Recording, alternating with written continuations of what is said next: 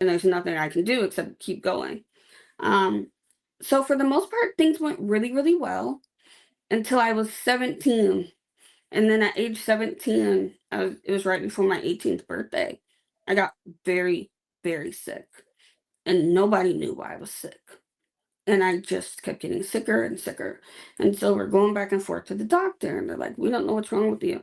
And then they told me at one point, you're pregnant. And I was like, no, I'm not pregnant. Yeah. Yes, Oh, you. I mean, no. Yeah. They're like, you're pregnant. No, I'm not pregnant. Are you sure you're not pregnant? And so for about 4.5 months, I had to carry around a negative pregnancy test from my doctor so that they wouldn't keep saying I was pregnant. I got sick. I started being sick in November of 2009. All right. It wasn't until May of 2010 when we figured out what was wrong with me. And it was that Yeah. I had gallstones. Oh, okay. And they don't have people that young. Funnily enough, they did call me at one point and say, hey, we need you to come in immediately to have an emergency appendectomy. And I was like, I don't have an appendix. And they were like, yes, you do. This is like, it tells, this is what it's saying you need. I was like, no, I don't have an appendix. So they get off the phone with me, and then they call my mom. And she was like, she genuinely, like, she doesn't have an appendix. She hasn't had an appendix since she was 5 years old. She can't. And so then my grandma was like, if anybody was going to grow an appendix back, it's Michelle. Maybe we should take her. Like, maybe she does have an appendix in there. We're wrong. But no, it ended up being that I had gallstones, and it was a nurse who finally told the hospital, like, this Yeah. girl keeps coming in here. Something is clearly wrong with her. Keep her. Like, she's not okay. And so they kept me, they ran some tests, and they took out my gallbladder. And the very next day, they told me if that gallbladder had stayed in my body for another day, I would have died because it Uh, started falling apart when they took it out of my body. And then they told me, well, we stopped counting your gallstones at 60. We didn't even count them all. And I was like, are dang. you? Hold up, Yeah. swerve. Hold on. We can't just fly past that. You said 60, 60? Yep.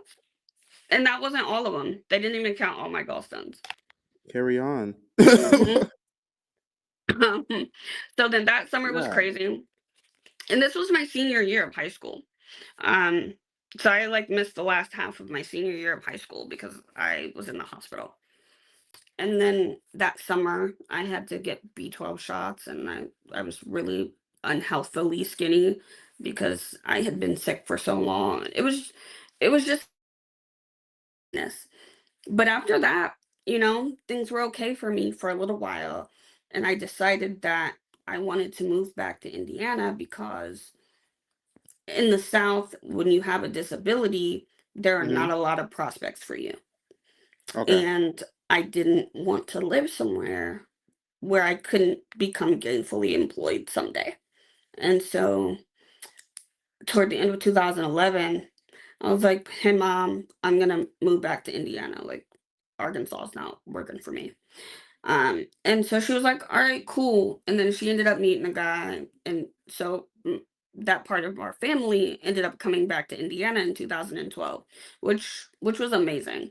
So now you're gonna get a little bit of happy. So so we came back in 2012, and I reconnected with some people. I was able to get in touch with vocational rehabilitation services, which is basically Folk rehab. yes, voc rehab, and Yep. they helped me. I actually went through the Job Corps program, and it was really cool because in Indianapolis, at the time, I don't know if they're still, out here, but at the time there was a Job Corps downtown in Indianapolis just for young women. And so I was like, I'm going to go down there. I'm going to get certified in office administration, and they help you get a job. So I applied for the program, but before I could start the program, I ended up in the hospital. Um, and it was a very similar situation to what had happened to me when I was a senior. I started getting sick toward the end of 2013, and nobody knew why I was getting so sick. I couldn't keep food down. Um, I At first they tried to tell me I had like a flu. Nobody knew what was happening, but I was just really sick, and I got progressively worse. And then in January of 2014, um, I had a birthday party actually for the first time in years. I had a birthday party, and throughout my entire birthday, I wasn't feeling well. Well, about 2 weeks later, I was laying in bed, and I called my mom, and I said, "Mom, I need to go to the hospital right now." And she was like, "What's wrong?" And I was like, "Mom, if I don't go to the hospital, I'm gonna die." And she was like, "Okay, I'm gonna leave work. I'm gonna come get you. I'm gonna take you to the hospital." Well, I rallied for a little bit because I was like, I gotta pay my light bill and some other things because they're gonna keep me. Like I knew at that moment that they were gonna keep me in the hospital. So I was like, let me pay the bills, let me tell my husband or like my boyfriend at the time, like let me tell him where X, Y, and Z is. So so for like 45 minutes, my mom watched me do errands, and then I was like, all right, we can go. Uh, and so we went to the hospital. This was January 22nd, 2014. I was in there until April. And we ended up finding out at first when I went there, they told me that I had an ileus. An ileus is just kind of a buildup of scar tissue. And if it gets bad enough, like food can get stuck up in there, it gets gross. And so they try to see if they pass on their own. So they originally kept me there because they were hoping that the ileus would pass by itself. And the ileus didn't pass, so they went in and they did surgery and they removed the scar tissue. And for a couple of days after the surgery, I felt amazing. And then the night before they were going to send me home, I started puking and it was black. And I have never puked black before, and it was so scary. And I just couldn't stop puking. Well, we ended up finding out that all of that time I had a pelvic obstruction. And so it was like a bowel obstruction, but they couldn't You just see it. can't catch a break. No, no, and I'm not done. It was a bowel obstruction. But wait, there's more. Yeah, like I'm Oh like the my worst god. version of Oprah. You get a disorder, and you get a disorder, you get a disorder. Um, and so it was a pelvic bowel obstruction, and they didn't see it until the scar tissue came out, and it floated essentially up into visibility, but it was so low and it was hidden behind the scar tissue. That's why they never saw it. So then they have to take me and they have to do emergency surgery because I ended up finding out that the black that I was puking was actually like feces and it was in my bloodstream. And so I was like septic. And I spent most of February of 2014 in the ICU. I call those my lost days because I don't remember like days of February of 2014. You don't And remember Valentine's Day either? mm-mm. So And you it missed was all of Black History Month. I did making Ooh, history of ooh. my own.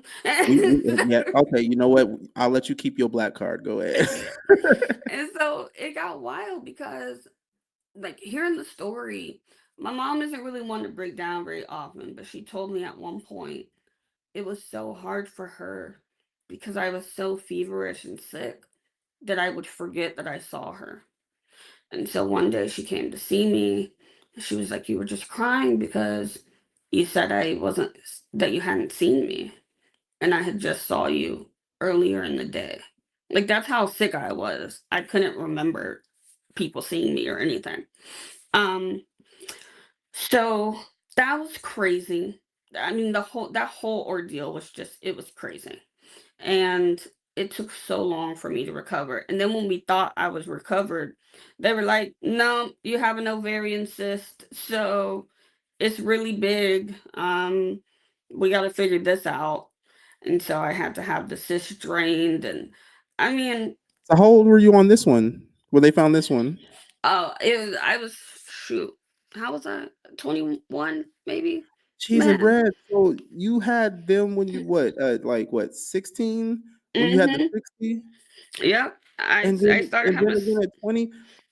Oh mhm. my, yo, I commend you. Big up. So yeah, it was bananas. And so I spent like all of 2014 basically in the hospital. And I always tell this story and I say shout out brown hair Abby wherever she is, because it was brown hair Abby who was like, this girl is really really sick. Like, it was another nurse advocating for me when I went to the hospital, and she was like, "This is the fourth time I seen her in 4 weeks." Like, and she was like, "I'm calling the doctor," because the doctor on call was gonna send me home, and she was like, "No, you cannot. Something is wrong with her." And my blood pressure was like 200 and something over 100 and something, and she was like, "Something is wrong with this girl. You can't just send her home. Like, you can't just send her back home." So that was really crazy to have gone through that. And my family was so funny because as soon as I got out of the hospital, I finally was out in April of 2014. And then I called Job Corps and was like, hey, can I still have my spot? And they were like, yeah, we held it for you since you almost died.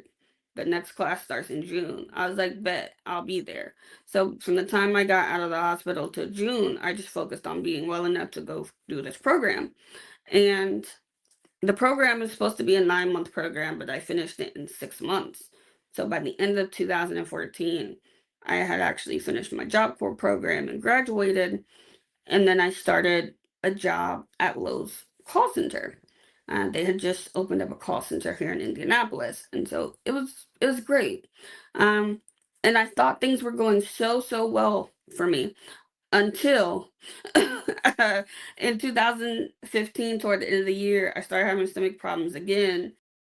Hey, beautiful souls. If you love deep conversations about life, love, and spiritual growth, help us reach more like minded people. Like, comment, and share to push these powerful episodes through the algorithm. Let's build a community that thrives on wisdom and connection. Find us everywhere: YouTube at Danley_Divine, Facebook and Kick at Divine Time Podcast, and also follow the blog, divinetime.blog. If you're looking for your soul tribe, join our Telegram group, Warriors of Love. Together we rise. Divine time is now.